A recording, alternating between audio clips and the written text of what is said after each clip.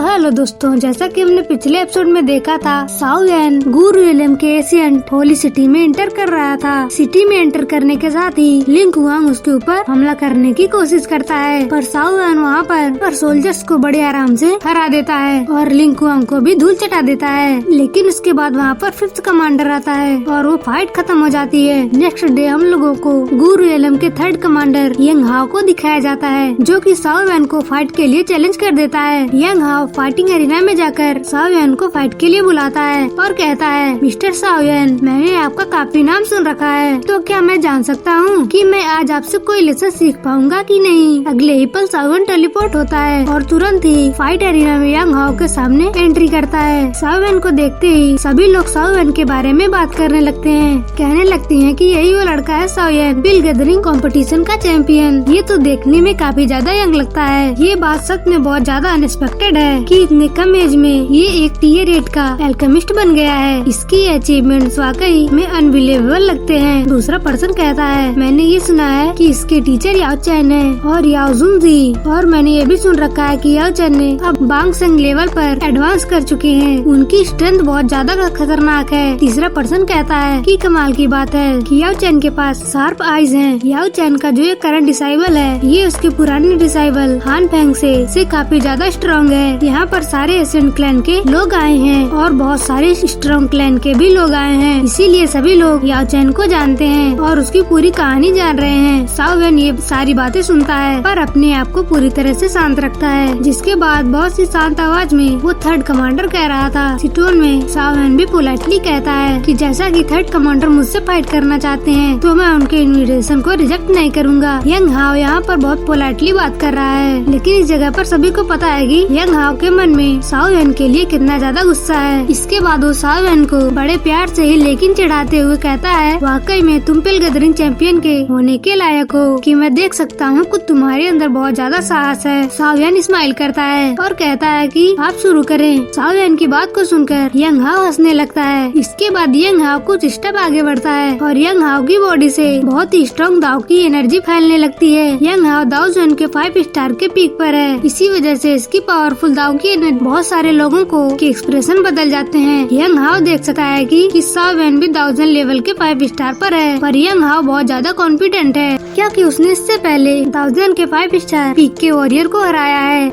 Energy बहुत ज्यादा फीरियस हो जाती है। यंग हाओ कहता है, आज ये कमांडर पर्सनली टेस्ट करेगा कि आखिर बिल गैदरिंग कंपटीशन का चैंपियन कितना ज्यादा आउटस्टैंडिंग हो सकता है। अगले ही पल वो अपना एक क्लॉड अटैक तैयार करता है, जिसके बाद बहुत ही तेजी से साओ यान के ऊपर हमला कर देता है। पर यंग हाओ के इस अटैक को देखकर साओ यान अपनी लाइटिंग स्पीड का इस्तेमाल करता है और बड़े ही आराम से उसके अटैक को डॉज कर देता है। साओ यान की इस मिस्टीरियस फुटवर्क को देखकर यंग हाओ शॉक्ड हो जाता है और कहने लगता है कि कितनी ज्यादा फास्ट स्पीड थी। पर साओ यान, अब तुम मेरी स्पीड को देखो। उसके बाद यंग हाओ अपनी secret technique dragon snake footwork technique को इस्तेमाल करता है। साओ यान की 3000 टेक्निक मूवमेंट टेक्निक फास्ट थी और गु क्लैन के पास भी इसी तरह की एक टेक्निक थी, जिसे जैसे ही यंग हाओ इस्तेमाल करता है, पीछे dragon and tiger rim appear होते हैं। अगले ही पल वो एक और क्लॉ अटैक को तैयार करता है। इसका इविल सेटरिंग क्लॉ वो साओ यान के ऊपर हमला करता है। साओ यान लाइटनिंग स्पीड को फिर से दिखाता है और उसके सारे अटैक को डॉज कर देता है। इवन यंग हाओ को भी एक लात मार देता है, जिससे यंग हाओ दूर उड़ जाता है। यंग हाओ एक सीक्रेट टेक्निक को यूज कर रहा था, फिर भी वो साओ यान को छू भी नहीं पाया। पर साओ यान इसके इस अटैक से भी बहुत ज्यादा इम्प्रेस था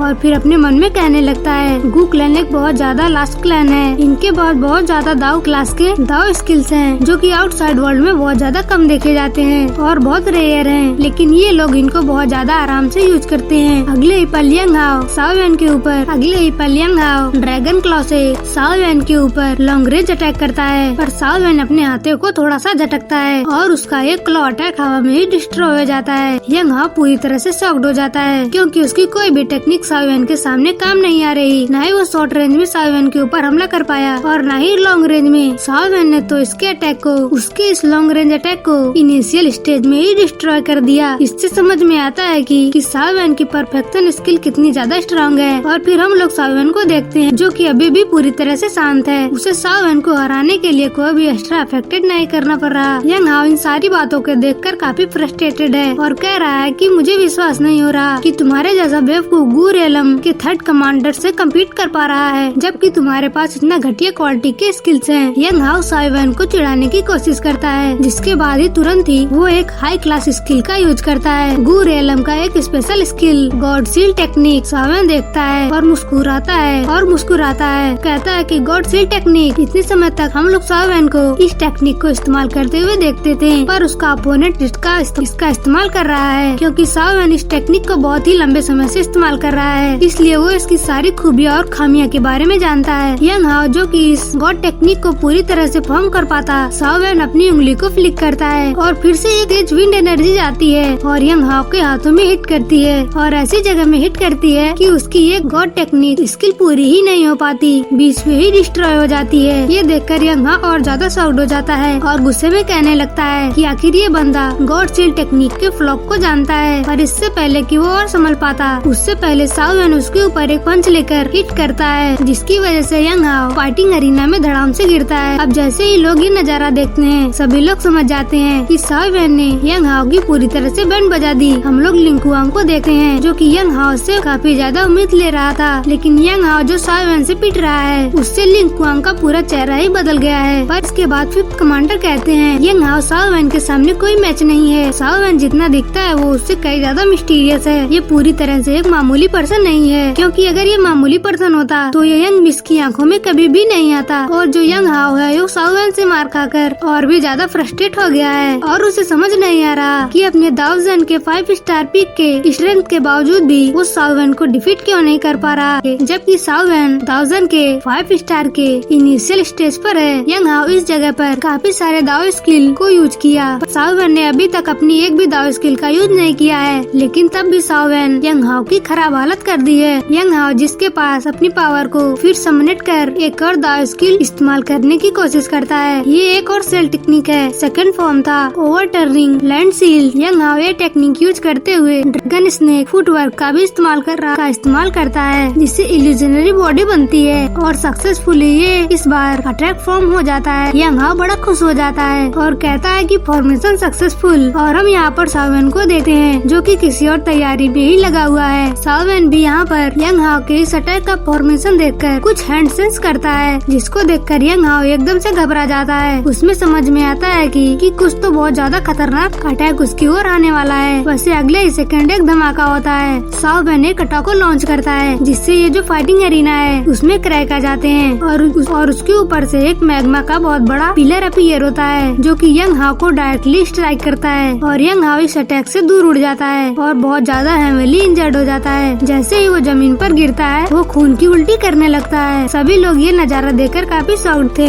यहाँ पर यंग हाओ साओ वैन से ज्यादा ताकतवर था, पर इसके बावजूद भी साओ वैन के एक ही अटैक से यंग हाओ की ऐसी हालत हो गई, ये पूरी जगह एकदम से शांत हो गई। बैटल रुक गया था, विनर सबके सामने था। साओ वैन ने यंग हाओ को हरा दिया था, जिसके थोड़ी देर बाद ये अनाउंसमेंट होती है कि साओ वैन ये मैच जीत गया है। और वैसे ही अरीना में दैलों की गड़गड़ाहट गूंज उठती है। सभी लोग इस फाइट को देखकर काफी ज्यादा एंजॉय कर रहे हैं। सभी लोग शॉक्ड हैं कि साओ वैन बिना ज्यादा मेहनत किए और अपनी बॉडी को अच्छे से भी हिलाया नहीं और गू रेलम के पावरफुल थर्ड कमांडर को इतनी बुरी तरह से हरा दिया है। जिसके बाद हम साओ वैन को देखते हैं, जो कि यंग हाओ की ऐसी हालत को देखकर मुस्कुराता है और उसके सामने जाता है और फिर अपने हाथों को जोड़कर झुकते हुए स्माइल करते हुए कहता है, थर्ड कमांडर मेरे ऊपर आपकी ब्लेसिंग है, इस वजह से आपका शुक्रिया। यहाँ पर साओ वैन यंग हाओ को एज अ सरगेसन सुना रहा था। यंग हाओ को साओ वैन की बात को सुनकर और ज्यादा गुस्सा आ जाता है, पर वो कुछ नहीं कर पाता। उसके मुंह से खून की बारिश हो रही थी। वो कभी भी एक्सपेक्ट नहीं कर सकता था कि साओ वैन उसकी इतनी खराब हालत कर देगा। इसके बाद हमें लिंग कुआंग और फिफ्थ कमांडर को दिखाया जाता है, जो कि यंग हाओ को इस तरह का स्ट्रगल करते हुए देखकर शॉक्ड थे और कहने लगती है कि यंग हाओ सच में हार गया। लिंग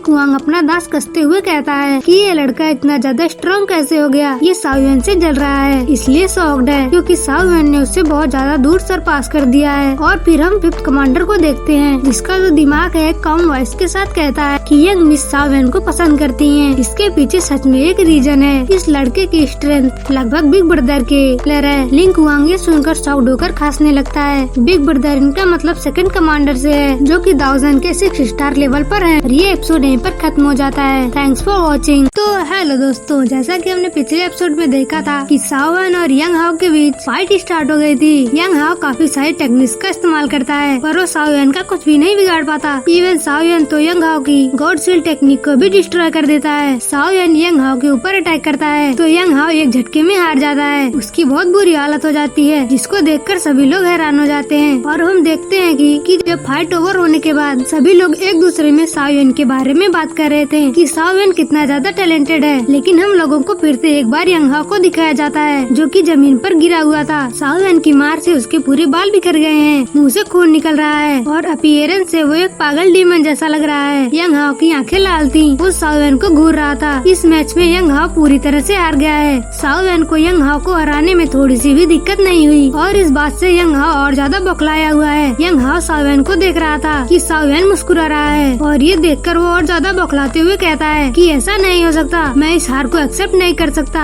और जिसके बाद वो अचानक से अपनी एनर्जी को एक्टिवेट कर लेता है और अगले ही पल जब साओ एन उस पर ध्यान नहीं दे रहा था तो वो पीछे से एक बहुत तेज अटैक करता है। और ये नजारा देखकर सभी लोग शॉक्ड थे पर हम लोग साओ एन को देखते हैं जो कि जब यंग हाओ को अपनी तरफ आता देखता है तो साओ एन अपना पैर पीछे करता है और अचानक से साओ एन की बॉडी हवा में गायब हो जाती है। यंग हाओ साओ एन को देख ही नहीं पाता। अगले ही पल यंग हाओ का चेस्ट साओ एन की पंच से पूरी तरह से धंस जाता है। फिर एक बूम की आवाज पूरी अरेना में गूंज उठती है। सभी लोग साओ एन की इस तूफानी अंदाज को देखकर और ज्यादा शॉक्ड हो जाते हैं। और अब यंग हाओ इस अटैक से पिछली बार पूरी तरह से जाकर दीवार से टकराता है। उसके मुंह से दोबारा खून की उल्टी होने लगती है और अब यंग हाओ की हालत ऐसी हो जाती है कि यंग हाओ अपने आप को उठा भी नहीं सकता। लोग अब यंग हाओ की हालत को देखकर हंसने लगते हैं पर इनमें से हम लोगों को एक पर्सन के ग्रुप को दिखाया जाता है। वो पर्सन कहने लगता है कि यंग हाओ कितना बड़ा बेवकूफ है। ये जो ग्रुप अभी यंग हाओ के ऊपर कमेंट कर रहा है ये कोई मामूली ग्रुप नहीं बल्कि एक एशियंट क्लैन में से एक एशियंट क्लैन का ग्रुप है। यहाँ पर 4 लोग एक सर्कुलर टेबल पर बैठे हुए हैं। सभी के अपीयरेंस को देखें तो एक बात कॉमन है, इन लोगों के फोरहेड में एक बर्निंग फ्लेम का मार्क इम्प्रिंट है जो कि हिल रहा है। मैं आपको बता देता हूँ ये यान क्लैन है जिनके पास सबसे ज्यादा हेवनली फ्लेम है। मास्टर या लाओ साओ एन को इनके साथ दोस्ती बढ़ाने के लिए कह रहे थे। तो अब हम लोगों को इन लोगों के कन्वर्सेशन को दिखाया जाता है। एक पर्सन कहता है वैसे साओ एन सिर्फ 1000 लेवल के 5 स्टार पर है पर देखकर ऐसा लगता है कि जैसे कि इसके अंदर की दागी नॉर्मल 5 स्टार 1000 से बहुत ज्यादा अलग और स्ट्रॉन्ग है। ऐसा इसीलिए हो सकता है क्योंकि साओ एन के पास हेवनली फ्लेम्स है। साओ एन की ऐसी खूबी के सामने यंग हाओ का डिफीट होना बिल्कुल जायज था। दूसरा पर्सन कहता है कि साओ एन के पास बस हेवनली फ्लेम नहीं बल्कि उसकी सोल भी बहुत ज्यादा पावरफुल है। साओ एन की स्पिरिचुअल प्रोफेशन को के सामने कोई भी किसी भी तरह की घोस्ट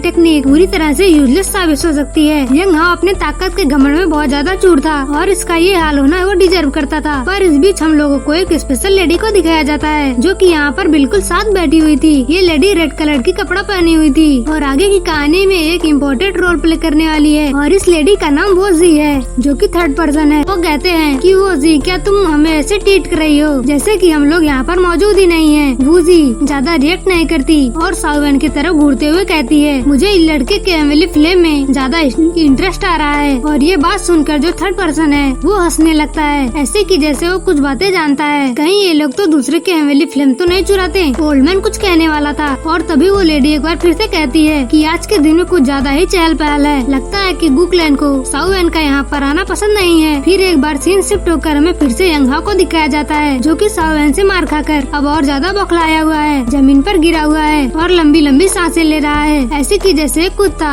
बहुत दूर दौड़ने के बाद हाँफ रहा हो। साओ एन से इतना मार खाने के बाद भी यंग हाओ हार नहीं मानना चाहता। फिर से वो एक बार अपनी ताकत बटोरकर साओ एन के ऊपर हमला करने के लिए तैयार हो जाता है। वो हमला करने ही वाला होता है पर तभी उस जगह पर एक बहुत ही ओल्ड शार्प आवाज गूंजती है यंग हाओ जैसे ये आवाज सुनता है उसकी पूरी बॉडी एकदम से कांप जाती है। वो रुक जाता है। तब अरीना में एक हैंडसम मैन अपीयर होता है। ये आदमी गू क्लैन के 8 कमांडर में से 2nd कमांडर है। इसी को ये लोग 2nd ब्रदर के नाम से जानते हैं। पिछले नोबल वीडियो में मैंने इससे थोड़ी सी बात बताई थी। तो ये जो 2nd कमांडर है ये कहने लगता है कि यंग हाओ तुमने हमारे गू क्लैन को पूरी तरह से एम्बेरस कर दिया है। 2nd कमांडर के आते ही लिंग कुआंग और 5th कमांडर तुरंत ही उसके पास आ जाते हैं। सभी लोग इस 2nd कमांडर को बहुत ज्यादा रिस्पेक्ट करते थे और उनको ग्रीट करते हैं। यंग हाओ भी पूरी तरह से शर्मिंदा था और वो अपनी आंखें नीचे कर लेता है। लेकिन फिर हमें 2nd कमांडर को दिखाया जाता है जो कि अब साओ एन की ओर घूरने लगता है और कहने लगता है कि साओ एन तुम्हें अब दूसरों दूसरों को मारकर मजा आ रहा होगा। ये बात सुनते ही साओ वैन भी उसको घूर कर देखता है। जो second commander shiny silver cloth पहना हुआ था उसकी बॉडी से बहुत ही स्ट्रॉन्ग ऑरा निकल रहा था। साओ वैन देखता है कि लिंग कुआंग जैसे इसको ग्रीट करता है उससे समझ गया कि ये जरूर ही सेकंड कमांडर है। साओ वैन कहता है कि अभी तो मैंने कुछ किया ही नहीं। सेकंड कमांडर जैसे ही साओ वैन की ये बात सुनता है वो एकदम साओ वैन से गुस्सा होने लगता है और वो फिर से साओ वैन के सामने आ जाता है। फिर एक कॉल आवाज के साथ कहता है कि मैं ब्लैक समर्ड आर्मी का सेकंड कमांडर लिन सी हूँ। जैसा कि तुमने कहा कि तुमने अभी खेल शुरू नहीं किया तो अब मैं चाहता हूँ कि तुम मेरे साथ खेल लो। साओ वैन क्या कहते हो कि मेरे साथ ये गेम खेलना चाहोगे?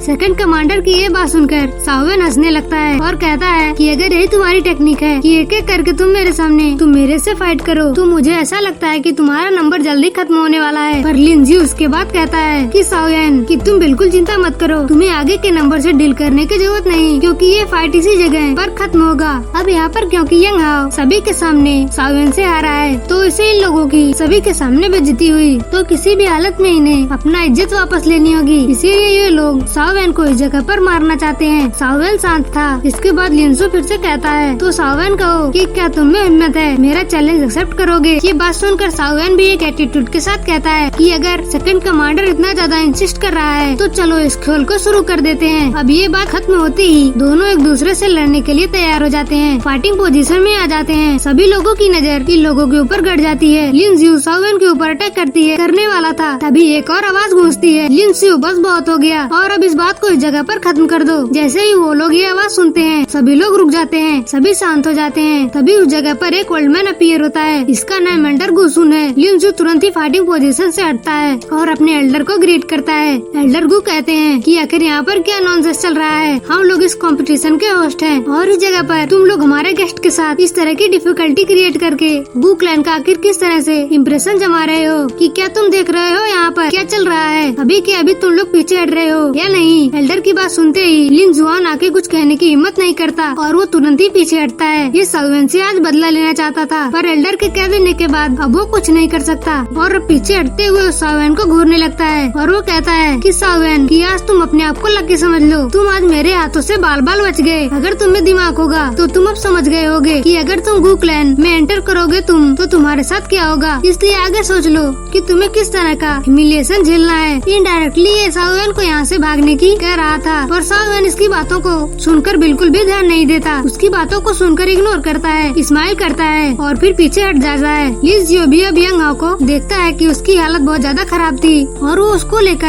अपने एरिया में लौट जाता है पर साओ वैन तो जा रहा था। उसको देखकर फिर एल्डर कहते हैं साओ क्लैन का एक मेंबर फिर से गुरेलम में आया है कि क्या साओ क्लैन के सभी लोग इतने इम्पल्सिव होते हैं, बिना सोचे ही कोई काम कर देते हैं। पर जाने से पहले साओ वैन मैं तुम्हें वार्न कर देता हूँ कि यंग मिस के मैटर की वजह से अगर तुम गु क्लैन में आते हो तो तुम्हें बहुत ज्यादा ट्रबल्स फेस करने होंगे। होप करता हूँ कि तुम इसके लिए प्रिपेयर्ड होगे। साओ वैन एल्डर के सामने अपने हाथों को जोड़ता है पर आगे कुछ नहीं करता और फिर वहाँ से अपने ग्रुप के पास चला जाता है। अब क्योंकि यहाँ पर एक बढ़िया फाइट होते होते रह गई तो बहुत सारे लोग डिसअपॉइंट हो गए क्योंकि लोगों को एक तगड़ा बैटल देखने को मिलने वाला था। पर फिर हम लोगों को साओ वैन को दिखाया जाता है जो कि अचानक से फील करता है कि उसकी बॉडी का हेवनली फ्लेम कुछ अलग ही तरह का बिहेवियर दिखा रहा है। तभी साओ वैन इस बिहेवियर का कॉज ढूंढने लगता है और उसकी नजर उस यान क्लैन के ग्रुप पर जाती है। साओ वैन कह पड़ता है कि साओ वैन के हेवनली फ्लेम का नेचर चेंज हो गया है। ऐसा इसलिए है कि हेवनली फ्लेम को भी अपने जितना पावरफुल हेवनली फ्लेम से लड़ने का कोशिश करते हैं या तो अगर उनसे ताकतवर फ्लेम है तो वो घबराने लगते हैं। तो साओ वैन का ये हेवनली फ्लेम उसी लेडी के हेवनली फ्लेम से इस तरह का बिहेवियर दिखा रहा है। ऐसा हो सकता है कि इस लेडी का हेवनली फ्लेम साओ वैन के हेवनली फ्लेम से भी ज्यादा ताकतवर हो। साओ वैन उस लेडी को देखता है, उस लेडी के फोरहेड में फ्लेम हिल रहा था। साओ वैन समझ जाता है और कहता है कि क्या ये यान क्लैन की मेंबर है। तभी उस लेडी की नजर साओ वैन की आंखों से मिलती है। दोनों ही फिर एक दूसरे को घूरने लगते हैं। अचानक फिर हम देखते हैं कि इंटरनली इन दोनों का हेवनली फ्लेम एक दूसरे से टकराता है और इसकी गर्मी से दोनों के सामने का टेबल जल जाता है। साओ वैन तुरंत ही अपना जर हटाता है और साओ वैन बहुत ज्यादा शॉक्ड हो गया था क्योंकि इस तरह की चीज हो उससे पहले महसूस नहीं कर रहा था। लिटिल फेरी डॉक्टर तुरंत ही कहती है कि साओ वैन आखिर क्या हुआ। साओ वैन अपने आप को शांत करता है और कहता है कि कुछ भी नहीं, चलो यहाँ से चलते हैं। जिसके बाद वो लोग यहाँ से चले जाते हैं और ये एपिसोड यहीं पर खत्म हो जाता है। Thanks for watching. तो हेलो दोस्तों, जैसा कि हमने पिछले एपिसोड में देखा था कि सेकंड कमांडर साओ वैन से फाइट करने के लिए तैयार हो गया था। तभी वहाँ पर एक ओल्ड एल्डर आते हैं जिनका नाम कुसुन है और वो कहते हैं कि इस जगह पर तमाशा करना बंद करो। लियू शिव तुरंत ही एल्डर की तरफ मुड़ता है और झुक जाता है और उनको ग्रीट करता है। एल्डर कहते हैं, तुम यहाँ पर एशियन क्लैन के गेस्ट को इस तरह से पब्लिकली चैलेंज कर रहे हो, आखिर ये किस तरह का बिहेवियर है? अभी के अभी तुम सभी लोग पीछे हटो और यहाँ से वापस चले जाओ। लियू शिव कुछ भी कहने की हिम्मत नहीं करता और तुरंत ही एल्डर की बात को एक्सेप्ट करता है और साओ वैन की तरफ एक पैनी नजर से घूरकर वहाँ से गायब हो जाता है। लेकिन फिर उसके बाद एल्डर साओ वैन के पास आते हैं और फिर कहते हैं, मिस्टर साओ वैन, हमें माफ करिएगा, आजकल के यंग लड़के को कि गेस्ट के साथ कैसा बिहेवियर करना चाहिए बिना सोचे ये सब एक्ट कर देते हैं। अब एल्डर साओ वैन से इतना पोलाइटली बात कर रहे थे तो साओ वैन भी एल्डर को ग्रीट करते हुए कहता है, एल्डर थैंक यू, इस जगह पर इंटरवीन करके आपने फाइट को रोका। उसके बाद फिर एल्डर अपने ड्रोन को आउट करके वहाँ पर जितने भी लोग हैं उन सबको इन्फॉर्म करते हैं और कहते हैं कि सभी लोग मेरी बात ध्यान से सुनिए। एशियन गो रियलम से 3 दिन बाद खोला जाएगा और उस दिन हम लोग एशियन गो रियलम में एंटर करेंगे। इस बात को याद रखिए, कोई भी एशियन रियलम में इधर उधर बिना परमिशन के नहीं घूमेगा। अगर ऐसा कोई करते हुए पकड़ा गया तो उसे इसके बदले में बहुत कड़ी सजा दी जाएगी। सभी लोग एल्डर की बात सुनकर काफी एक्साइटेड थे, लेकिन तभी अचानक से साओ वैन को कुछ फील होता है। साओ वैन तुरंत ही उस ओर देखता है तो वहाँ पर कोई पर्सन नहीं होता। ये एक डरावनी फीलिंग थी, पर सीन यहाँ से शिफ्ट हो जाता है और हम लोग साओ वैन के ग्रुप को देखते हैं जो कि उस कंपटीशन के बाद वहाँ से अपने रूम में रेस्ट करने के लिए जा रहे थे। यहाँ पर माहौल बहुत बढ़िया था, ठंडी हवाएं चल रही थी, पर साओ वैन को कुछ और फील होता है और वो सेम फेमिलियर फीलिंग जैसा कि कोई उसके ऊपर नजर रख रहा हो। साओ वैन तुरंत ही रुकता है और कहता है कि सर, आपको हमारे पीछे छुप कर आने की जरूरत नहीं है। पर तभी उस जगह पर एक स्पिरिचुअल बैरियर को देखते हैं। वो स्पिरिचुअल बैरियर साओ वैन को भी कवर कर लेता है और तब वहाँ पर एक पर्सन पियर होता है। वो पर्सन साओ वैन से कहता है, साओ वैन, तुम्हें मानना पड़ेगा, तुम्हारी परसेप्शन स्किल काफी ज्यादा बढ़िया है। साओ वैन जैसे ही पीछे मुड़ता है वो देखकर शॉक्ड हो जाता है, क्योंकि ये लोग और कोई नहीं बल्कि हॉल ऑफ सोल के लोग थे। जो पर्सन ये बात कह रहा था उस पर्सन का नाम हुनियान था। साओ वैन उसे देखते ही अपनी एनर्जी को एक्टिवेट करता है और साओ वैन के बाद साओ वैन के तीनों दोस्त भी अपने अपने 1000 एबिलिटीज को एक्टिवेट कर लेते हैं। हुनियान ये चीज देखकर बिल्कुल भी रिलैक्स था और कहने लगता है कि घबराओ मत, मैं अभी तुम लोगों को यहाँ पर नुकसान पहुँचाने नहीं आया हूँ। मैं तो बस तुम्हें देखना चाहता था कि साओ क्लैन एक समय इतना ज्यादा पावरफुल हुआ करता था और अब उसकी क्या हालत हो गई। तुम्हारा याओ क्लैन तो पूरी तरह से डूब चुका है। हुनियान साओ वैन को चिढ़ा रहा था, पर लिटिल फेरी डॉक्टर अगले ही पल हुनियान के ऊपर हमला कर देती है और कहती है कि तुम हमारे पास आने के लिए इनवाइटेड नहीं हो। पर लिटिल फेरी डॉक्टर जो कि 1000 लेवल पर 7 स्टार पर हैं, हुनियान के साथ आए प्रोटेक्टर एक साथ अटैक करते हैं और फिर उस अटैक को डिस्ट्रॉय कर देते हैं। इससे हमें समझ में आता है कि ये प्रोटेक्टर भी कितने ज्यादा स्ट्रॉन्ग हैं, तो हुनियान उनसे कितना ज्यादा स्ट्रॉन्ग होगा। हुनियान जो कि एक डेविल स्माइल के साथ साओ वैन की तरफ बढ़ते हुए कहता है, तुम्हारे एंसिस्टर साओ सुएन मेरे एंसिस्टर के हाथों में गए थे और उनके बाद क्या हुआ ये तो तुम जानते ही हो। अब तुमने भी हमारे हॉल ऑफ सोल को अपोज करा है, इसलिए मैं हुनियान सोन सुआन के डिस्टेंडेंस यानी कि तुम्हारा भी वही बिल्कुल हल करूंगा। ये बात सुनकर साओ वैन तुरंत गुस्सा हो जाता है, अपने हाथों को कस लेता है और फिर कहता है कि तुम्हारे एंसिस्टर ने मेरे एंसिस्टर के साथ जो करा उसका कर्ज तो मैं जरूर चुकाऊंगा और तुम्हें मेरे एंसिस्टर साओ सुएन के पास तुम्हारी बहुत बुरी हालत करके गाड़ दूंगा। और साओ वैन की इस गुस्से भरी बात को सुनकर हुनियान हंसने लगता है और फिर कहता है कि साओ वैन, मैं तुम्हारा इंतजार करूंगा और कहते हुए एक पोर्टल खोलता है और फिर उन्हें प्रोटेक्टर के साथ वहाँ से चला जाता है। इसी के साथ यहाँ पर वो स्पिरिचुअल बैरियर भी हट जाता है, पर हुनियान की इस पावरफुल फीलिंग को महसूस कर साओ वैन शॉक्ड हो जाता है। साओ वैन को उसका और एक दुश्मन मिल गया जिसको गो रियलम में साओ वैन को निपटाना होगा। सीन यहाँ से शिफ्ट होता है और फिर हमें 3 दिन बाद का सीन दिखाया जाता है। सभी लोग स्पेस पोर्टल के जरिए एशियन गो रियलम में एंटर कर रहे थे। यहाँ पर काफी स्पेस बोट एंटर कर रहे हैं जिसमें अलग अलग एशियन क्लैन के लोग हैं। हम लोगों को फिर से साओ वैन को ग्रुप को दिखाया जाता है जो कि आराम से इस साइड का आनंद उठा रहे थे, लेकिन तभी उस जगह पर एक पर्सन की एंट्री होती है। ये लोग वही थे जो कि फाइट के दौरान इन लोगों को देख रहे थे, जो कि फाइट के दौरान साओ वैन को देख रहे थे। ये लोग यान क्लैन से थे। इस साओ वैन की तारीफ करते हुए कहते हैं कि साओ वैन कि कल का तुम्हारा बैटल तो बहुत ज्यादा बढ़िया था। साओ वैन पूछता है कि तुम लोग कौन हो, तो ये पर्सन बताता है मेरा नाम हो सुआन है और मेरी साथी का नाम हो जी है और हम लोग यहाँ पर कंपटीशन के लिए यान क्लैन से आए हैं। दोनों इस साओ वैन को ग्रेट करते हैं और फिर कहते हैं कि ब्रदर साओ वैन, कि आपको पता नहीं है कि पिल गैदरिंग कंपटीशन के बाद हमारी नजर आपके ऊपर है और हम लोग आपके फ्लेम की पावर को बहुत ज्यादा एडमायर करते हैं। ब्रदर साओ वैन, आप जो इस बार एशियन कंपटीशन में आए हैं जरूर इसका रीजन हेवनली टॉम होगा। साओ वैन ये सुनकर शॉक्ड हो जाता है। साओ वैन को हेवनली टॉम के बारे में कुछ भी नहीं नहीं पता था। फिर वो उसके बारे में पूछता है तो वो स्वान बताता है कि माफ करिएगा पर शायद आज का साउ क्लैन हॉली टॉम के बारे में नहीं जानता, तो मैं आपको हॉली टॉम के बारे में बताता हूँ। ये जो हॉली टॉम है ये एक ऐसा टॉम है जिसको एशियन टाइम के पावरफुल एक्सपर्ट एशियन टाइम से प्रिजर्व करके रखे हैं। आपके एंसेस्टर का भी साउ सुएन टॉम हेवनली टॉम के अंदर है। पहले जो पावरफुल एक्सपर्ट थे वो अपनी एनर्जी के कुछ इम्प्रिंट्स हेवनली टॉम में अपने डिसेंडेंट के लिए छोड़ के जाते थे,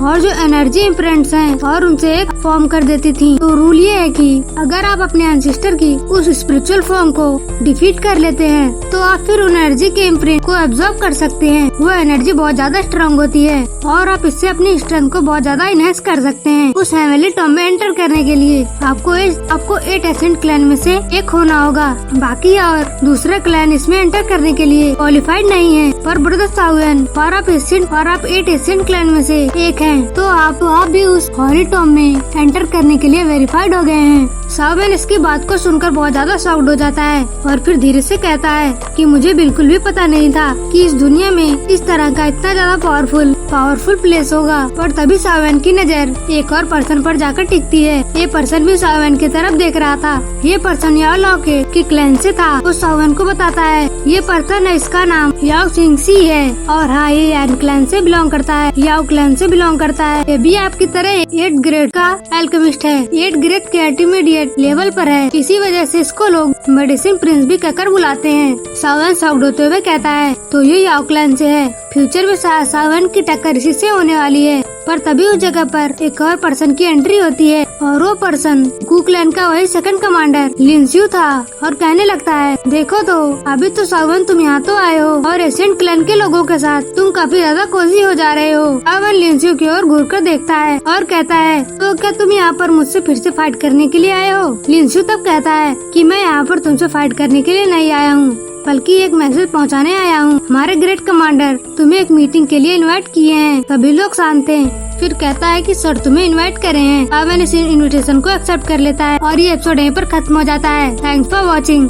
तो हेलो दोस्तों, जैसा कि हमने पिछले एपिसोड में देखा था कि सभी लोग स्पेस बोट में बैठकर गू रियलम के लिए निकलते हैं, पर रास्ते में यान क्लैन के हुआ सुआन से साउएन को एशियंट हेवनली टॉम के बारे में पता चलता है और तभी वहाँ पर सेकंड कमांडर आता है और वो साउएन से कहता है कि फर्स्ट कमांडर साउएन से अकेले में मिलना चाहते हैं। उसके बाद फिर हमें साउएन को फर्स्ट कमांडर के साथ दिखाया जाता है। इन लोगों की बातों को सुनकर पता चलता है कि ये लोग एक बढ़िया टाइम स्पेंड कर रहे हैं। फर्स्ट कमांडर साउएन से कहते हैं मिस्टर साउएन, आपके बारे में जो सुनकर मैं सोच रहा था उससे जब मैं आपके सामने मिल रहा हूँ तो आप ज्यादा इंटरेस्टेड लग रहे हो। साउएन भी कहता है कि हाँ, आप सभी से मिलकर ऐसा लग रहा है कि आप वाकई में ग्रेट कमांडर होने के लायक हैं। लिंस्यू और यंग हाउस से मैं मिल चुका हूँ, उन लोगों के कंपैरिजन में आप वाकई में काफी ज्यादा अलग हैं। तो फर्स्ट कमांडर कहते हैं कि साउएन तुम सच में मेरे बारे में बड़ा चढ़ाकर बात कर रहे हो। वो दोनों भी बहुत अच्छे हैं और उनमें थोड़ा सा सेल्फ कंट्रोल लिमिट नहीं है। फर्स्ट कमांडर कहते हैं कि साउएन, क्या आपको ये बात पता है कि हमारे एशियन क्लैन में सिक्योरिटी इतनी ज्यादा स्ट्रिक्ट क्यों है? साउएन कहता है आपकी सिक्योरिटी इसलिए इतनी ज्यादा स्ट्रिक्ट है क्योंकि बहुत सारे क्लैन के लोग इस जगह पर आए हुए हैं। फर्स्ट कमांडर कहते हैं कि आप आधा सही हैं, पर मेन रीजन ये नहीं है क्योंकि हमारा गू क्लैन ब्लड लाइन के ऊपर बहुत ज्यादा ध्यान देता है। इसी वजह से वो बिल्कुल भी नहीं चाहता कि किसी भी हालत में ब्लड लाइन में कोई छेड़छाड़ हो या उसमें कोई इम्प्योरिटी आए। इस जगह पर अभी काफी सारे एशियन क्लैन के लोग डिसेंडेंट हैं जो कि गू रियलम में अभी इधर उधर गए हैं,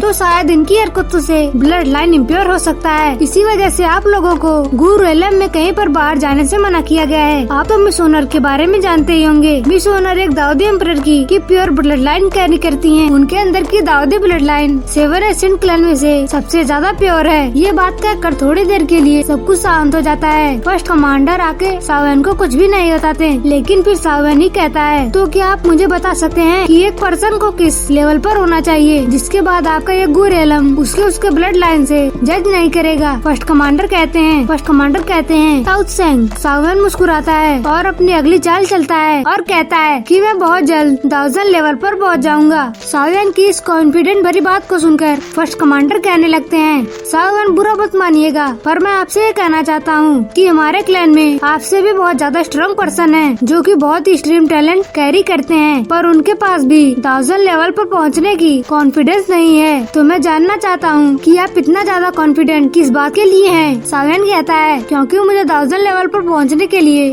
किसी भी तरह की दाऊदी ब्लड लाइन की जरूरत नहीं है। न ही मैं उसके ऊपर रिलाई करता हूँ, न ही आज तक इस लेवल पर पहुँचने के लिए मैंने किसी भी दाऊदी ब्लड लाइन की हेल्प ली। ये कहते हुए सावेन जब अपनी चाल चलता है वो उस चेस गेम को फर्स्ट कमांडर से जीत जाता है। सावेन तुरंत ही वहाँ से निकल जाता है। सावेन की इस हीरे वाली स्टाइल और हीरो वाली बात को सुनकर फर्स्ट कमांडर भी शॉक्ड हो जाता है और सीन यहाँ से शिफ्ट होता है और हम एल्डर गुसुन की आवाज को सुनते हैं जो कि सभी को बता रहे होते हैं कि सभी लोग ध्यान दें, हम लोग कुछ ही देर में एशियन सीक्रेट माउंटेन रेंज पहुँचने वाले हैं। सावेन अपने दोस्तों के पास आया है तो लिटिल फेरी डॉक्टर सावेन से पूछ रही है कि अंदर आखिर क्या हुआ, कि क्या आखिर वहाँ पर किसी तरह की बहस हो रही थी। सावेन नामे जवाब देता है और कहता है कि सब कुछ ठीक है, यहाँ पर इन लोगों की बातें हो रही है और पीछे से एल्डर भी अपना कह रहे हैं कि सभी को इंस्ट्रक्ट कर रहे हैं कि वहाँ पर पहुँचने के बाद कोई भी एशियन क्लैन के डिसेंडेंट के साथ किसी तरह का कांटेक्ट नहीं करेगा। अगर कोई ऐसा करता है तो उसको उसी वक्त गूर एलम से बाहर निकाल दिया जाएगा और साथ ही साथ उसे हमेशा के लिए गूर एलम से बैन कर दिया जाएगा। और फिर कुछ देर के बाद हम लोग सावेन को ग्रुप को देखते हैं जो कि फाइनली स्पेस टनल से बाहर निकलते हैं और उस सीक्रेट माउंटेन को देखते हैं, जिसको देखकर सभी लोग बहुत ज्यादा हैरान हो जाते हैं। लिटिल फेरी डॉक्टर काफी ज्यादा शॉक्ड थी और कहने लगती है कि जैसा इसके बारे में सुन रखा है ये बिल्कुल वैसा ही है, एक्स्ट्रा ऑर्डिनरी और बहुत ज्यादा मिस्टीरियस। फिर सीन शिफ्ट होता है और फिर हम लोगों को इस सीजन की हीरोइन मिस ओनर को दिखाया जाता है जो कि गूर एलम के 2 एल्डर के साथ एक पहाड़ पर खड़ी होकर विजिटर के आने का इंतजार कर रही थी।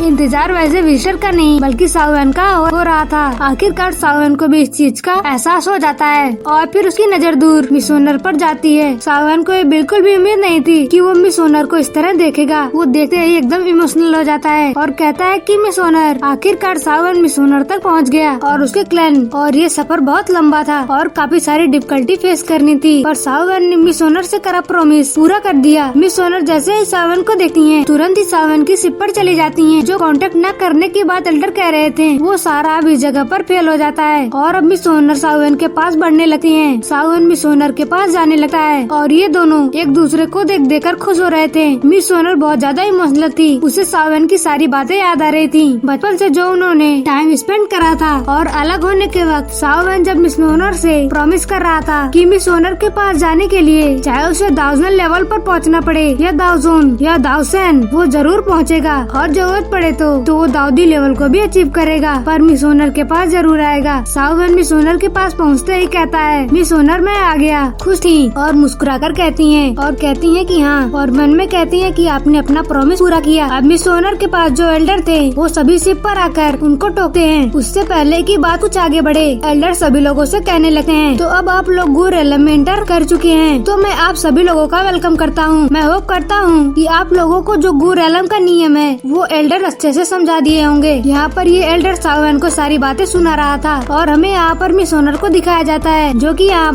पर अपनी फ्रेंड लिटिल फेरी डॉक्टर से कहने लगती हैं कि बहुत दिनों के बाद पर आखिर हम वापस मिल ही गए। इसके बाद मिस ओनर सावेन से कहती हैं कि सावेन कि मैं आपको एक बहुत शांत प्लेस पर ले जाना चाहती हूँ जहाँ पर आप लोग अच्छे से रेस्ट कर पाओगे। उसके बाद एल्डर लोग जो बहुत ज्यादा बकबक कर रहे थे मिस ओनर एल्डर से कहती है कि हम लोग यहाँ से आगे बढ़ेंगे। एल्डर मिस ओनर की बात टाल नहीं सकते थे, एक्सेप्ट करते हैं और मिस ओनर सावेन को लेकर वहाँ से चली जाती है। दोनों एल्डर एक दूसरे का मुँह ही देखते रहते हैं। फिर हम लोगों को सावेन को दिखाया जाता है जो कि मिस ओनर के साथ एक खूबसूरत सफर पर चल दिया था। ये लोग काफी लंबा रास्ता तय कर चुके थे और अब कुछ देर के बाद वो लोगों की मंजिल अब आने वाली थी, लेकिन तभी कुछ अनएक्सपेक्टेड होता है और आगे की जो खूबसूरत वादियाँ थी वो अचानक से अपना रंग बदल देती हैं। एक किलिंग इंटेंट उस पूरी जगह पर फैल जाता है जिसे मिस ओनर और सावेन और उनके दोस्त उस रेंज में घुसते हैं। एक खतरनाक एनर्जी उनको घेर लेती है। ये चीज सावेन को एक डोमेन में फंसाने वाली थी और इसके बाद सावेन को बहुत ज्यादा तकलीफ देने वाली थी, लेकिन सावेन वैसे ही अपने हेवनली फ्लेम को यूज करते हुए कहता है कि क्या एशियन क्लैन अपने गेस्ट को इसी तरह से ट्रीट करता है, पर अफसोस जो तुमने सोचा था कि तुम मुझे इतनी आसानी से भूली कर पाओगे तो ऐसा नहीं होने वाला है। और ये कहते हुए सावेन अटैक करता है और वो जो डोमेन था वो अगले ही झटके में टूट जाता है। सावेन उस डोमेन से बाहर निकल आता है। जैसे ही सावेन बाहर आता है मिस ओनर सावेन के पास जाती हैं और फिर गुस्से में जो एल्डर जो डोमेन क्रिएट कर रहा था उस पर चिल्लाती हैं और कहती हैं कि एल्डर आपको अभी तक अच्छे से बिहेव करना नहीं आया है। सावेन हमारे एशियन क्लैन का एक गेस्ट है और एक गेस्ट को पहले ही मीटिंग में अटैक करना कि क्या आपको लगता है कि दूसरे क्लैन हमारी ये सब बातें जानकर हमारे बारे में अच्छा कहेंगे? बताएंगे कि क्या आप ये चाहते हैं कि हमारे गू रियलम का नाम दूसरे क्लैन के सामने छुपकर अपने गेस्ट पर वार करने वाले नाम से फेमस हो। मिस ओनर एल्डर को बहुत बुरा सुना देती हैं। एल्डर भी कहने लगता है कि मिस आप बहुत ज्यादा हासली बोल रही हैं। वैसे बहुत ज्यादा समय हो गया कि हम लोगों ने साउ क्लैन से किसी को यहाँ पर देखा। हम लोग तो यहाँ पर साउ क्लैन के इस मेंबर को देखकर एक्साइटेड हो गए थे। हम लोग तो बस इसे थोड़ा सा टेस्ट कर रहे थे, देख रहे थे कि साउ क्लैन के मेंबर में अभी भी वैसा दम है या नहीं। मिस ओनर फिर से चिल्लाती है और कहती है तो अब आप मुझे बताइए कि आज एशियन क्लैन हमारे गेस्ट को कब वेलकम कर रहा है। आप कब सावन को वेलकम करने के लिए आएंगे। मैं आपसे फिर से कहना चाहती हूँ कि ऐसा कोई भी काम करने की कोशिश मत करिए। ये हमारा एशियन क्लैन का दूसरे क्लैन के सामने हमारा फेस डाउन हो। और वो अपने आँख को डाउन करती है और वहाँ पर एक रिपर फैलता है और कहती है कि अब पीछे हट जाओ। सभी एल्डर जो सावन के ऊपर घात लगाकर बैठे हुए थे सभी को भगा देती है। मिस ओनर की एनर्जी इतनी ज्यादा स्ट्रॉन्ग थी कि सभी एल्डर रजिस्ट नहीं कर पाते और भाग जाते हैं। और वैसे ये खूबसूरत जगह फिर से खूबसूरत हो जाती है जैसे पहले हुआ करती थी। मिस ओनर जैसे कि अभी तक थी और फिर एकदम ही मासूम हो जाती हैं और सावन के पास आ जाती हैं और उसके हाथों को पकड़ लेती है और फिर चिंता करते हुए कहती है कि सावन आप ठीक हो, आपको कहीं चोट तो नहीं आई। सावन भी कहता है कि मिस ओनर चिंता मत करो, मैं बिल्कुल ठीक हूँ। तो इस बात के बाद ये लोग अपना सफर स्टार्ट करते हैं और थोड़ी देर बाद इस जगह को छोड़कर यहाँ से बाहर निकल जाते हैं। फिर नेक्स्ट सीन में हम लोगों को इस जगह पर दो लोगों को दिखाया जाता है। इसमें से एक वो पर्सन है जो कि अभी सावन के ऊपर अटैक किया था। दूसरा पर्सन कहता है कि मिस ओनर सावन को बहुत ज्यादा वैल्यू करती हैं। पर ये बात सुनकर वो पर्सन और ज्यादा चिढ़ने लगता है और फिर कहता है कि मैं उस सावन को मार डालूंगा। इससे हमें समझ में आता है कि ये जो पर्सन है वो मिस ओनर से शादी करना चाहता है और क्योंकि मिस ओनर सावन को पसंद करती हैं तो वो सावन से बहुत ज्यादा चिढ़ता है। इन दोनों के बीच में हम एक फाइट देखने वाले हैं पर अभी के लिए सीन शिफ्ट होता है और हम लोगों को सावन के साइड में दिखाया जाता है जो कि कुछ देर और सफर करने के बाद फाइनली उस पीसफुल जगह पर पहुंच जाते हैं जिसके बारे में मिस ओनर बात कर रही थी। सावन इस पूरे जगह को देख रहा था। ये जगह चारों ओर से माउंटेन से घिरी हुई थी पर तभी उस जगह पर एक पर्सन अपीयर होता है। ये मिस ओनर का शैडो गार्ड था। वो आते ही सावन से कहने लगता है कि यंग फ्रेंड सावन, बहुत समय बाद आपसे मिलकर मुझे बहुत खुशी हुई। वैसे ही शैडो वॉरियर अपना मास्क हटाता है और हम लोग उसका रियल फेस देख पाते हैं। पर जैसे ही सावन उसके फेस को देखता है वो एकदम हैरान हो जाता है और कहता है कि आप तो मास्टर लिंग हैं। सावन तुरंत ही आगे बढ़ता है और फिर अपने हाथों को जोड़कर मास्टर लिंग को ग्रीट करता है। मास्टर लिंग सावन के पास जाते हैं। वो भी काफी ज्यादा खुश थे। सावन ने काफी ज्यादा प्रोग्रेस कर लिया था और कहने लगते हैं कि सावन अभी बस कुछ ही दिन बीते हैं और देखिए कि आप सक्सेस की कितना ऊंची हद तक पहुंच गए हैं। वाकई में आपका टैलेंट बहुत ही ज्यादा काबिल है। पर हाँ, आजकल हमारी यंग मिस जो कि एशियन फैमिली के सामने अपना वॉइस रेस की, इसलिए अपनी बात पर बने रहने के लिए उन्हें अपने ब्लड लाइन पर बहुत ज्यादा फोकस करना होगा। मास्टर लिंग कुछ आगे कहने वाले थे पर मिस ओनर उन्हें रोक देती है और कहती है कि यहाँ पर क्या मैटर चल रहा है जो हमें पता नहीं चल पाता। उसके बाद मिस ओनर सावन से कहती है कि सावन कल हमारी एशियन गू रियलम में कमिंग ऑफ एज सेरेमनी है और क्लैन रूल्स के मुताबिक हमारे क्लैन के मेंबर इस पार्टी में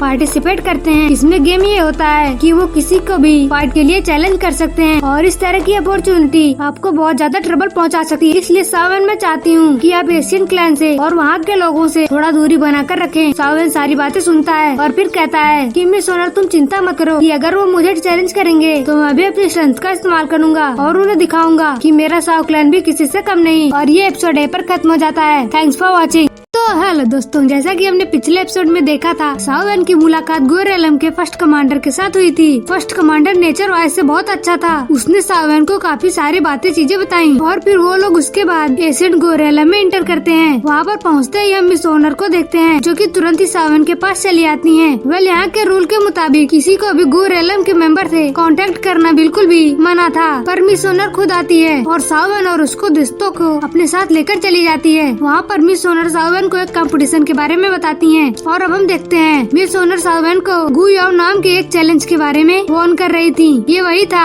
जो कि सावन के ऊपर थोड़ी देर पहले अटैक किया था। हो सकता है कि उस एल्डर सेरेमनी में गू याओ सावन को चैलेंज करे और क्योंकि गू याओ 1000 के 8 लेवल स्टार लेवल पर है इसलिए वो सावन के ऊपर भारी पड़ सकता है। सीन फिर से शिफ्ट होता है और रात हो जाती है। हम लोग लिटिल फेरी डॉक्टर को देखते हैं जो कि माउंटेन के टॉप पर खड़ी होकर यहाँ के इस शाइनी अंधेरे का आनंद उठा रही थी। पर तभी वहाँ पर पीछे पीछे से मिस ओनर आ जाती हैं। Miss owner little fairy doctor से कहती हैं, सिस्टर आप रेस्ट करने नहीं जा रही? दोनों फिर आसमान की तरफ देखने लगते हैं। लिटिल फेरी डॉक्टर कुछ देर के बाद कहती हैं, तो ये गूरेलम है कि हाँ मैं इस जगह को हमेशा से देखना चाहती थी, पर अब देखकर लग रहा है कि आउटसाइड वर्ल्ड से ज्यादा अलग नहीं है। और तभी मिस ओनर शांत आवाज में लिटिल फेरी डॉक्टर से को रिप्लाई करती हैं, पर गूरेलम में जो प्रेशर को झेलना पड़ता है वो प्रेशर आउटसाइड वर्ल्ड से बहुत ज्यादा है। हमारा गूगलैंड पूरी तरह से ब्लड लाइन पर रिलाई करता है, इसीलिए ये बाकी की दुनिया से अलग है। ये जिस जगह पर हम लोग हैं इसे गू सेक्रेट माउंटेन रेंज कहा जाता है और ये हमारे गूरेलम के सिटीजन के लिए बहुत ज्यादा होली प्लेस है। हर कुछ सालों में काउंटलेस डिसीजन अपने डिसेंडेंट को लेकर यहाँ पर आते हैं ताकि वो इस जगह पर अपने पावरफुल ब्लड लाइन को जगा सकें। हर बार कुछ लोग यहाँ से खुश होकर जाते हैं, पर ज्यादातर लोग इस जगह पर पूरी तरह से डिसअपॉइंटमेंट लेकर जाते हैं। इतने सालों में मैंने यहाँ पर बहुत सारे लोगों को देखा जो कि इस डिसअपॉइंटमेंट को एक्सेप्ट नहीं कर पाए और इसके बाद इसी सेक्रेट माउंटेन पर उन्होंने अपनी जान तक दे दी। जिसके बाद फिर से लिटिल फेरी डॉक्टर से कहती है, सिस्टर मैं आपको थैंक यू कहती हूँ कि इतने सालों तक आप सावन के साथ रहकर उनकी देखभाल करी। लिटिल फेरी डॉक्टर कहती हैं, मिस ओनर कोई बात नहीं, अब तो मुझे इसकी आदत हो गई है। मुझे तो सावन के साथ रहकर अच्छा सा फील होता है, पर क्योंकि वो जानती है कि मिस ओनर सावन के लिए क्या फील करती हैं, इसलिए वो मिस ओनर के कुछ भी कहने के पहले ही वो मिस ओनर से कहने लगती है, ओनर मैंने तुम्हें अपने दिल की बात बताई तो आगे तुम कुछ भी रैंडम वर्ड मत कहने लगना। मुझे यहाँ पर बहुत ही अच्छा लगता है, इसलिए मैं अब कोई भी चीज चेंज नहीं करना चाहती। मिस ओनर भी लिटिल फेरी डॉक्टर की बात को सुनकर हंसने लगती है।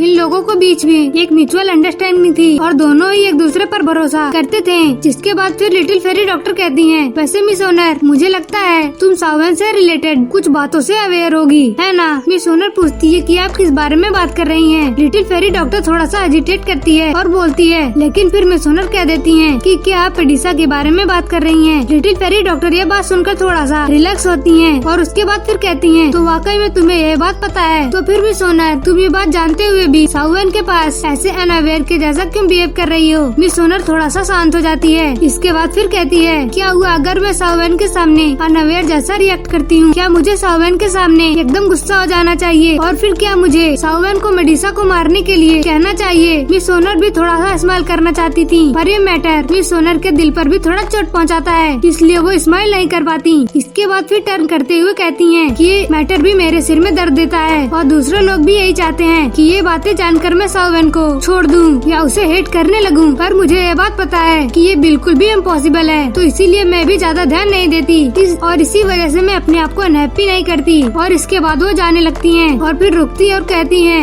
मैं बस सावन का इंतजार कर रही हूँ कि कब वो मुझे खुद इस बारे में बताएगा। उस वक्त मैं सावन को इस बारे में डांट कर पूछूंगी और उसके सामने अपना गुस्सा भी दिखाऊंगी और शायद उसे पनिश भी करूंगी, पर जब तक सावन मेरे सामने ये बात कहता है तब तक ऐसे ही चलने दूंगी। फिर लिटिल फेरी डॉक्टर से कहती हैं, हमें इस मैटर पर ज्यादा डिस्कस नहीं करना चाहिए, कल गूक्लैंड का एडल्ट सेरेमनी है। सिस्टर आपको अच्छे से रेस्ट करना चाहिए, आप रेस्ट करेंगी तभी आप सावन को फ्यूचर में अनकंपनी कर पाएंगी। लिटिल फेरी डॉक्टर कहती हैं, मिस ओनर तुम्हारा क्या, कल तुम कहाँ जाने वाली हो? और फिर मिस ओनर वहाँ से गायब हो जाती हैं। सीन यहाँ से शिफ्ट होता है और फिर हम लोगों को अगली सुबह का सीन दिखाया जाता है। सुबह हो गई है तो सावन जाग गया है। मिस ओनर वापस से सावन के पास आ जाती हैं और सावन के उठते ही सावन से पूछती हैं कि सावन आपने अच्छे से रेस्ट करा? सावन भी मिस ओनर की खूबसूरत स्माइल को देखकर खुश हो जाता है और हमें सी दिलाता है और फिर कहता है कि हाँ, और फिर कहता है कि मिस ओनर जो तुम्हारे क्लैन का एल्डर सेरेमनी है वो शायद अब शुरू होने वाला होगा। मिस ओनर स्माइल करती है और कहती है कि हाँ हमें चलना चाहिए। सावन के सारे दोस्त भी रेडी थे। इसके बाद हम देखते हैं मिस ओनर के लिए एक यूनिकॉर्न आ जाता है। अगले ही पल मिस ओनर अपने यूनिकॉर्न पर बैठती हैं और फिर जहाँ पर सेरेमनी हो रही है उस ओर चल देती हैं। सावन भी उसके पीछे पीछे उसकी ओर चल देते हैं। थोड़ी दूर उड़ने के बाद उस टाउन एरिया में पहुँचता है। वहाँ पर बहुत सारे ब्लैक समर्ड आर्मी के लोग थे। उन लोगों के सामने एक बहुत बड़ा स्टेडियम था जिसके अंदर वो एडल्ट सेरेमनी होने वाली। बहुत सारे लोग ऑलरेडी वहाँ पर पहुँच गए थे और तब सावन के साथ मिस ओनर वहाँ पर लैंड करती हैं। मिस ओनर के चाम से सभी लोगों का ध्यान उस तरफ चला जाता है। इसके थोड़ी देर बाद मिस ओनर सावन को लेकर उस स्टेडियम में एंटर करने लगती हैं। मिस ओनर तो गेट को पास करती हैं पर उसी जगह पर दो गार्ड सावन को और उसकी टीम को रोक देते हैं। मिस ओनर जैसे ही ये देखती हैं वो गुस्सा हो जाती हैं और कहती हैं वहाँ से हट जाओ। मिस ओनर की बात को सुनकर जो दोनों सोल्जर थे वो घबरा जाते हैं और तभी हमें वहाँ पर गूरेलम के एक एल्डर की आवाज सुनाई देती है। एल्डर कहता है कि यंग मिस यहाँ पर चीजों को डिफिकल्ट करना की बिल्कुल भी जरूरत नहीं है। ये एरिया एक स्पेशल प्लेस है। कोई भी पर्सन जो कि स्पेशली क्लैन के द्वारा इनवाइट नहीं किया गया है उसे यहाँ पर एंटर करने की परमिशन नहीं है, प्लीज इस बात को समझिए। पर मिस सोनर इस तरह से नहीं सोचती थी, न ही वो इस तरह की कोई भी बात सुनना चाहती थी। मिस सोनर गुस्सा हो रही थी। ये देखकर एक और एल्डर वहाँ पर आता है और कहता है, यंग मिस, एल्डर ब्रदर सही कह रहे हैं, भले ही सावन आपका एक बहुत अच्छा फ्रेंड है पर वो रिक्वायरमेंट को मैच नहीं कर पाता, इसीलिए एल्डर आगे कुछ कहने वाला था। पर तभी वहाँ पर एक आवाज वहाँ पर गूंजती है। मिस सोनर गुस्सा होने ही वाली थी, पर इस पर्सन की आवाज को सुनकर वो रुक जाती है। ये पर्सन और को नहीं, वही पर्सन था जो कि सावन को ड्रैगन आइलैंड पर मिला था। इसने सावन को उस बीच के साथ फंसा दिया था। वो आदमी कहता है, गु ज्ञान और गुसु, तुम दोनों अपने शर्म और लिहाज को भूल चुके हो। मैं तुम लोगों को हैबिट को अच्छे से जानता हूँ कि तुम लोग कैसे लोगों को बुली करते हो। मैं तुमसे मुंह लगाना तो नहीं चाहता था, पर तुमने यहाँ पर अपनी लिमिट को क्रॉस कर दिया है। कि क्या तुम सोच रहे हो तुम्हें रिजियन एकेडमी के स्टूडेंट इस तरह से बुली कर लोगे? तुम्हें क्या लगता है मैं इस बात को देखकर तुम्हें छोड़ दूंगा? कि क्या तुम्हें इतना ज्यादा सॉफ्टी समझ रहे हो? ये सुनकर सावन एकदम शॉक्ड हो जाता है। यहाँ पर इन्होंने जियानान एकेडमी की बात की थी। ये वही एकेडमी है जहाँ से सावन ने अपनी जर्नी की शुरुआत की थी और वहाँ पर अपना क्लैन बनाया और अपनी काफी सारी स्ट्रेंथ को बढ़ाया। जियान से यहाँ पर उसकी मुलाकात वहीं पर हुई थी। ये पर्सन जियानान एकेडमी का वो गायब हुआ फर्स्ट एल्डर है। इस एल्डर का नाम मांग तियांग जी है। मैं आपको बता दूं कि इसका लेवल बांगसंग लेवल पर है। मांग तियांग के आते ही यहाँ का एटमॉस्फेयर बदल जाता है। गुसुआन और गुसु इस औरत को देखकर घबरा जाते हैं। दोनों ही तुरंत वहाँ से पीछे हट जाते हैं। पर सावन उस पर्सन को देखकर शॉक्ड हो जाता है, क्योंकि सावन के साथ इसकी फर्स्ट मीटिंग अच्छी नहीं थी। सावन चिल्लाते हुए कहता है, ये तो तुम हो, तुम यहाँ पर भी आ गए। मांग तियांग जिसका नेचर बिल्कुल प्लेफुल है, वो सावन की ओर देखता है और कहता है कि लड़के तुम कैसी बातें कर रहे हो, मेरे से थोड़ा पोलाइट होकर बात करो, मुझे अपना हेडमास्टर कहो। वैसे ही सावन के दिमाग में इस पर्सन का नाम आता है। एल्डर गुसवांग एल्डर मांग के बारे में बता रहे थे कि वो कितने ज्यादा पावरफुल हैं। अगर वो यहाँ पर होते हैं तो ब्लैक डोमेन रीजन में किसी की भी हिम्मत नहीं होती कि वो जियानान एकेडमी के ऊपर हमला कर सके। अब इसको पहचान कर सावन तो और ज्यादा हैरान हो जाता है और कहता है, हेडमास्टर, तो क्या आप ही वो हेडमास्टर जो कि जियानान एकेडमी से बहुत समय पहले गायब हो गए थे? तो मांग तियांग कहता है, तो क्या तुम्हें क्या यहाँ पर कोई और मांग तियांग नाम जी का दिख रहा है? हाँ लड़के, मैं ही तुम्हारा हेडमास्टर हूँ। जिसके बाद वो सावन की तरफ मुस्कुराकर कहता है कि लड़के मैं भी तुम्हें देख रहा हूँ, तुम काफी ज्यादा बढ़िया हो। जैसा कि मुझे एल्डर सुकुआन ने बताया था, तुम बिल्कुल वैसे ही हो। आखिरकार उसने किसी को ऐसा सिखाया जो कि मेरी नजर में केबल हो। सावन ये सब चीज को सुनकर एकदम शॉक्ड हो गया था। पर एज वो सावन के हेडमास्टर हैं, सावन को उनसे पोलाइट होना होगा। सावन अपना नेचर बदलता है और पोलाइट हो जाता है और तुरंत ही अपने हेडमास्टर को ग्रीट करता है। इसके बाद फिर मास्टर कहते हैं, सावन जो पिछली बार हमारी मुलाकात हुई थी उसमें मैंने तुम्हें बिल्कुल भी नहीं पहचाना, पर तुम मुझे याद थे और सोचने के बाद मुझे तुम्हारा नाम याद आया। मैं तुम्हें पहचान गया। सुकुआन ने बार बार मुझे तुम्हारा नाम बताया था। वो तुम्हारी काफी ज्यादा तारीफ करते थे। और कहता है, सावन के कंधों पर हाथ रखता है और फिर कहता है, अब तो तुम बिल्कुल भी चिंता मत करो, क्योंकि तुम मेरे जियानान एकेडमी के स्टूडेंट हो, इसलिए मैं तुम्हें फ्यूचर में हर प्रॉब्लम से बचाऊंगा। सावन भी यह बात सुनकर स्माइल कर देता है। जिसके बाद हम मिस सोनर को देखते हैं जो कि खुद भी मास्टर मांग को ग्रीट करते हुए उन्हें थैंक यू करती हैं। अब यहाँ पर ये सारी बातें खत्म होती हैं। तो फिर हम सब उन दोनों एल्डर को देखते हैं जो कि कहने लगते हैं कि मिस्टर मांग तियांग जी, वैसे हमें कमांड तो दे रहे हैं, पर मैं आपको याद दिला दूं कि ये आपका लिकलर नहीं है। हेडमास्टर मांग ये सुनकर गुस्सा होते हैं और फिर तुरंत ही उसको इग्नोर कर देते हैं और फिर एक एम्प्टी स्पेस की ओर देखते हैं और फिर जोर से चिल्लाते हैं और फिर कहते हैं, ओल्ड ह्यूमन इंसान, कि क्या आप ये सब देख रहे हैं? आपको इन लोगों के ऊपर फेवर करना बंद करना होगा। इस तरह पर किसी भी यंगर जनरेशन को बुली करना बहुत ज्यादा छोटी सोच है। आखिर इस तरह का बिहेव क्यों ही करना? तभी खाली जगह से आवाज आती है कि गुसवान, गुसु, पीछे हट जाओ। ये देखकर हमें समझ में आता है कि कोई भी बहुत ज्यादा पावरफुल एंटिटी उस एरिया में बैठे हुए हैं। और इसी तरह से सावन फिर स्टेडियम में एंटर करता है। एंटर करने के साथ उसके सामने एक बहुत बड़ा फाइटिंग एरिना होता है और यहाँ पर बहुत सारे फेमिलियर फेसेस को देखता है, जैसे कि यान क्लैन से वो सुआन और फिर यान क्लैन से वो 8 लेवल का अल्केमिस्ट। और फिर ये एपिसोड यहीं पर खत्म हो जाता है। Thanks for watching.